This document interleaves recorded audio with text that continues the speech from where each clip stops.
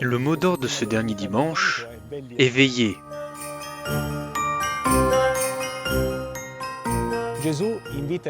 Jésus, en référence à la fin du monde, invite ses disciples à faire exactement ça, à veiller. Et pour expliquer ce que cela signifie, il raconte une petite parabole.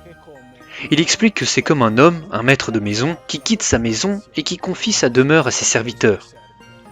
Parmi eux, il y a le portier, qui a pour tâche de veiller. On lui dit « Veille, veille attentivement ». Où est le défi ici ? Il réside dans le fait qu'aucun des serviteurs ne sait exactement quand le maître reviendra, le soir, à minuit, le matin ou en fin de journée. C'est pourquoi il faut chaque jour prévoir le retour du maître.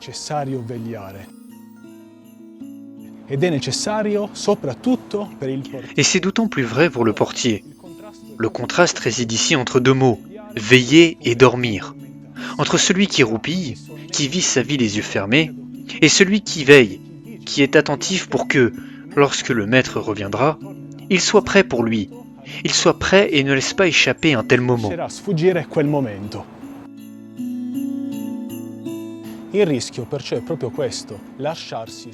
Car le risque est précisément celui de laisser passer le bon moment.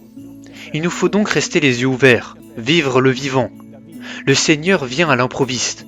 Il vient toujours dans les moments d'obscurité comme dans les moments de lumière. Rappelons-nous les bergers lors de la nuit de Noël. Le soleil était couché, ils auraient dû dormir.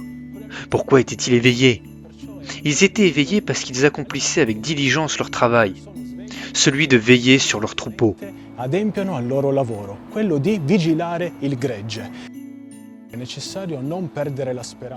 Il est nécessaire de ne pas perdre espoir. On peut choisir de ne plus attendre, de vivre en cynique et en désabusé.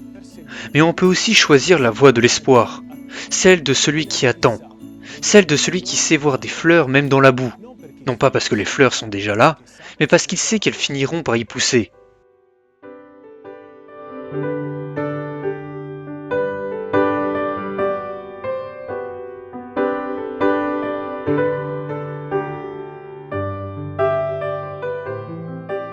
البدايات بلشناها في بورداخ الشغل في البورداخ عند جلس مفرح.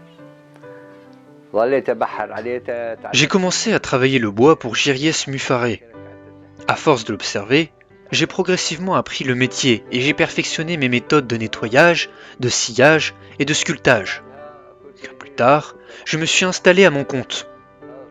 Aujourd'hui, nous devons préserver ce patrimoine et l'enseigner aux nouvelles générations. Personne ne veut apprendre ce métier car personne ne pense que c'est rentable. Pourtant, les touristes qui viennent ici achètent nos produits et les ramènent chez eux. C'est un moyen de subsistance important pour les villes de Bethléem, Beit Saour et Beit Jala. Sans la transformation du bois d'olivier, le tourisme aurait peut-être cessé d'exister dans notre région. La situation actuelle est difficile.